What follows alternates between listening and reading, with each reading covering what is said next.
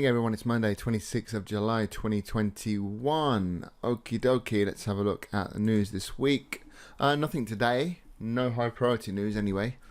So nothing to look out for there. The big one this week is the FOMC statement. Anything to do with FOMC, you should really take notice of because it can affect the markets, especially, of course, those USD pairs. So look out for that on Wednesday. But don't need to worry about that right at this moment in time. So nothing today. The market has actually opened up in what we call a risk-off sentiment. We're actually seeing weakness in, if I just show you here, actually go AUD pairs. We're seeing weakness in all the AUD pairs here, where AUD is the what's called the base, the first part of the currency pair. You can see that that particular market is down, it's in red. And where AUD is the term, the second part of the currency pair, you can see it's up, which means that the USD is weaker than the EUR or Euro. AUD is weaker than pound, that's why it's gone up. So AUD, weakest market at the moment, and then followed by Kiwi, followed by CAD, the risk currencies. JPY at the moment is the strongest. As you can see, JPY is always the term, the second part of a currency pair. You'll never see JPY USD, for instance. It's always something and then JPY. All of those are down, meaning that JPY is stronger than all of those currencies there. So let's have a little look at the charts. Now, we've been looking at, we always look at the dollar index because it's one of the most important charts to look at. Knowing what the dollar is doing is quite an important part of your trading, because what the dollar does can often and does influence other currency pairs and other currencies, I should say. So we are heading towards this 93.33, maybe slightly above that, 93.4 resistance area there. Within this ascending channel, I'm still of the same sentiment personally that this, if I was going to look at price action, it looks like it's struggling, to be honest with you. Okay, the impulses to the upside are short. And far between, really, and pretty much as soon as we see buying, we see selling coming. Whereas this is what I mean by impulsive price action: big candles, strong, small pullbacks. But this is very up and down, up and down, up and down. Buyers are still in charge, though, obviously, because we're making moves to the upside. So critical area coming up, and is FOMC on Wednesday going to be the catalyst to either drive this through resistance or to see that rejection, which it looks as though, just looking at the technicals, may happen.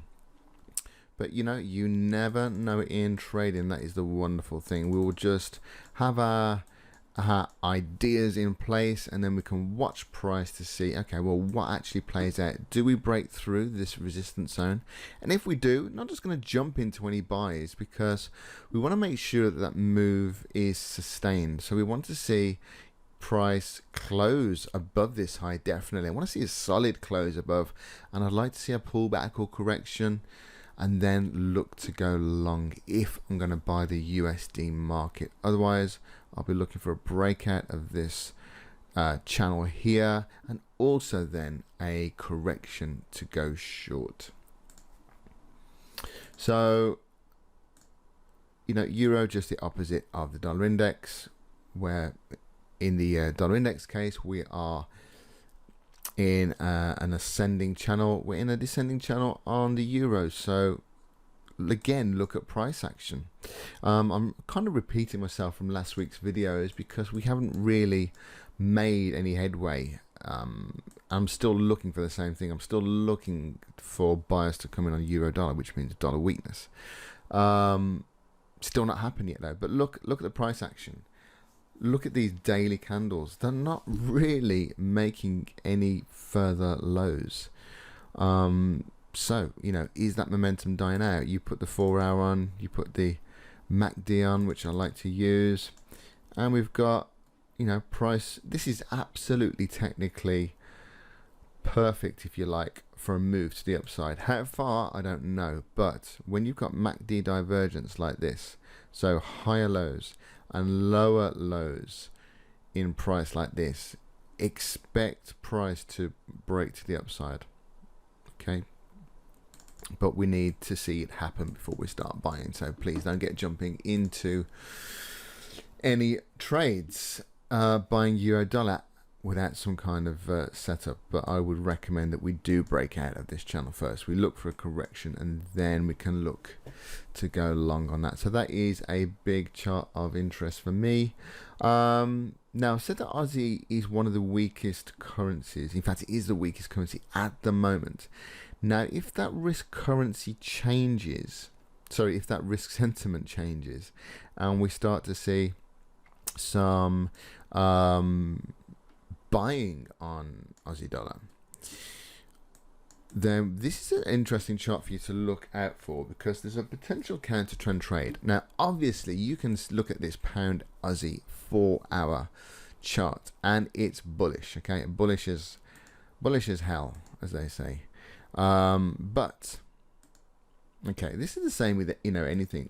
Price moves in cycles. Yeah, so you know, it moves in. This is the H4 chart, moves in and out of these averages. Look how far we are away from the averages now. Okay, so if you are a counter trend trader, you could be watching pound Aussie to see if this buy momentum runs out of steam, or when it runs out of steam, because it won't just run on forever. Okay, it won't just run on forever. You'll see, you know, you see cycles pull back and then maybe it will go again. Maybe. So counter trend trade possibility on here, but you'll have to look at the smaller time frames and start looking for those very, very early change of cycles. So where we're seeing higher highs, higher lows, we want to see lower highs, lower lows, or, you know, a break of a trend line, whatever you're looking for. So just keep an eye out for that. You know, this may remain bullish until, for instance, the American session comes in later on. Who knows? But it's something that I'm personally looking out for, that counter trend trade. You know, and, you know, seeing some kind of wick is often a sign. So look out for that, or look out for smaller time frame change of cycle. What else? Anything else here of interest? Pound yen. Let's have a look at pound yen. Pound yen is interesting because, yeah, we are seeing yen strength at the moment. But against the pound, let me just have a look.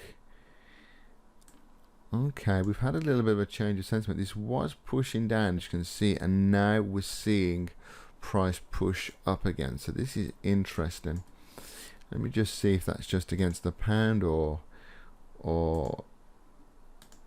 what. So pound yen 29 pips down. They're all still pretty bearish. But that's interesting. We've seen that big push down look, and now we've seen a push up. Now when you look at the pound yen chart itself, let me show you on this time frame, and I'll take off the moving averages. There's definitely some bearish momentum there, but it came into support here around about 149.40 and it bounced here. So this is interesting, because we've got this horizontal support here, we've got this trend line resistance here. Are we going to come and maybe bounce off this trend line for a move down? Maybe form a higher low, like an inverse head and shoulder pattern. So left shoulder, head, right shoulder, and then break to the upside. Or in fact, let me just draw that out actually, so you know what I'm talking about. We could do that and then break that, and then we look for a correction and then look to go long. Okay, that would be one idea. So it could form what's called a inverse head and shoulder pattern. Or, you know, are we are we actually going to come and test this level again? Okay, we could double bottom and push up, or we could break through, in which case we could look for a pullback retest and then look to go short. So interesting. It may not even come and touch this trend line at all. So interesting. The momentum is to the downside here on the 4 hour and on the daily, but is this the low? Okay, we've tested this level a couple of times. It's bounced, and it's bounced quite aggressively, hasn't it? We big push down, little rejection candle there, little pin candle, big push, but look at the candles, big push, smaller candle, smaller range candle, and at the moment, although this is a daily candle with obviously 12 hours to go, it's bearish, but that could look totally different. So a really important area to look at this. You can see actually that 152, because I've got my grid lines in, 152 here can be an area of resistance, support, could be resistance again. So pound yen could be an interesting one to look for here. Early days anyway, guys. Don't rush into any trades. It's only Monday morning, plenty of time to get into something. Remember, we're always looking for the highest quality trades. Okay, and highest quality trades mean the highest probability trades. Yeah, don't just jump into anything because you feel that you need to, or because you're not in a trade at the moment. Okay, just be patient and the trades will come to you. Anyway, I'll catch you later. Bye.